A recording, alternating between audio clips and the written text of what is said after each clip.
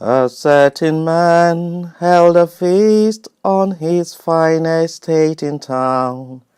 He laid a festive table and wore a wedding gown. He sent invitations to his neighbors far and wide, but when the meal was ready, each of them replied, "I cannot come. I cannot come to the banquet. Don't trouble me now. I have married a wife. I have bought me a cow. I have fields and commitments that cost a pretty sum. Pray hold me excused, I cannot come."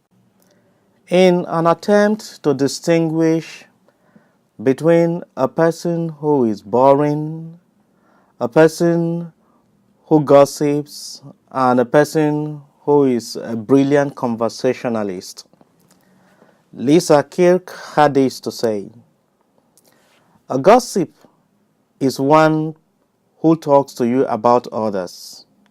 A bore is one who talks to you about himself, while a brilliant conversationalist is one who talks to you about yourself." My dearly beloved in Christ, this morning I will try not to talk to you about others so as not to be termed a gossip.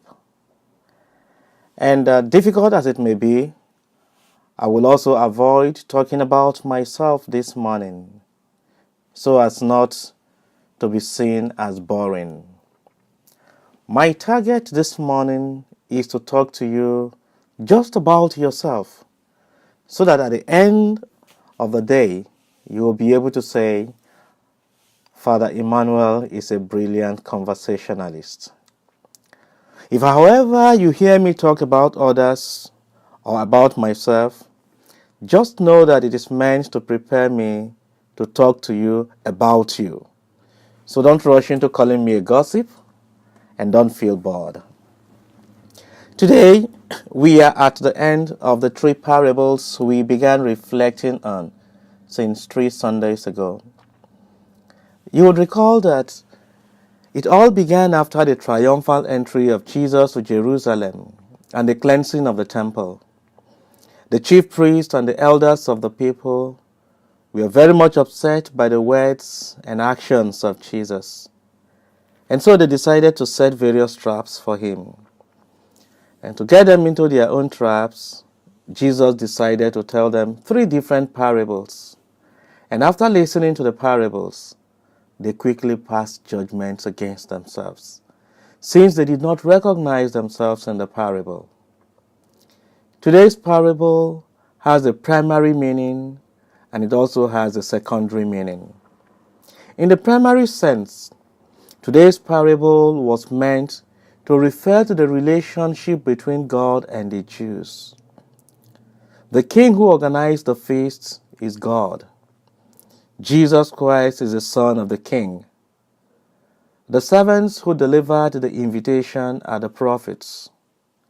Those who got the first invitation but declined are the Jews, while those who were later invited, even though they were unworthy, are the Gentiles. It was normal among the Jews to send 2 invitations for a feast. The first invitation was meant to create the awareness, telling the invitee about the feast without stating the exact time. The second invitation was sent as soon as everything was ready. So, it was this second invitation, when everything was ready, that was turned down.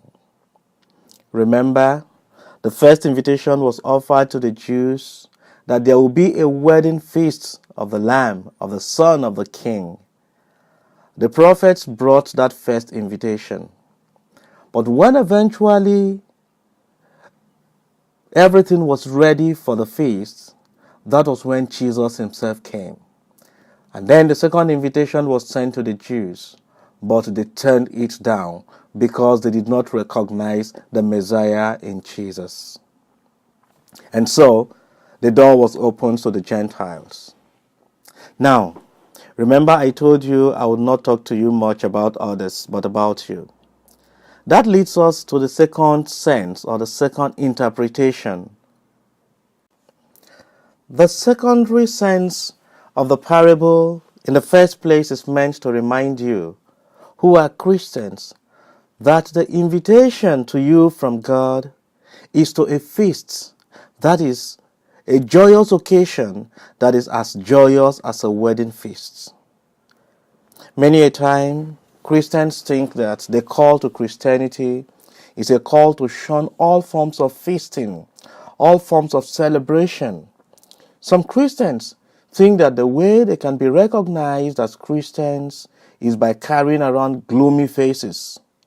The truth is that a gloomy Christian is a contradiction.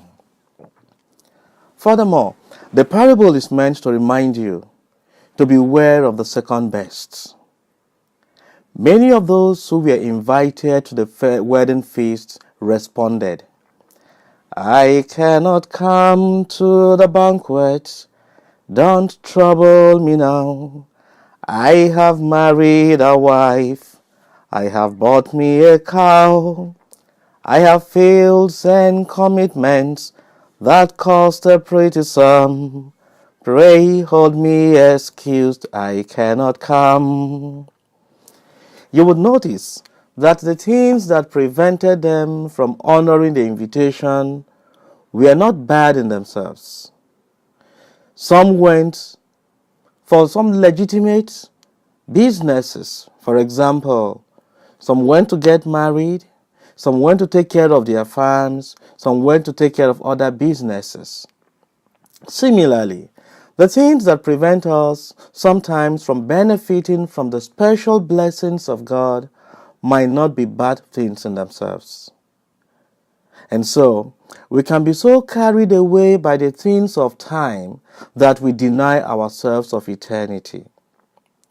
We can be so preoccupied by the things we see that we end up missing the greater things that are unseen. We can become so busy making a living that we forget to make a life. We can be so attentive to the promises of this world that we become deaf to the gentle invitation that comes from God. In every competition, the greatest threat to the first position is always the second position. And so, beware of the second best. Remember that answering or responding positively to the invitation from God is the best. Any other thing that can stand in the way of responding positively to this invitation is dangerous, and so we must shun such. Going back to the parable, you might be wondering, what a wicked king!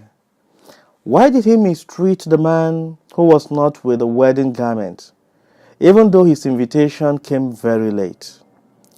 Some commentators explain that the king provided the wedding garments at the entrance of the hall, and that the invitee deliberately chose not to put one on. And so, the grace of God is not only a gift, but a responsibility. It is true that the door is open to all, but whoever comes in must live in accordance with the desire of the king. St. Augustine did say that the wedding garment stands for charity. And earlier on, St. Paul, writing to the Colossians, did say, "Above all, clothe yourselves with love, which binds everything in perfect harmony." And so, my dearly beloved in Christ, the door to the grace of God is open to the sinner. But when he comes in, he must put on the garment of love. And so, if today you hear the invitation that comes from God, harden not your heart.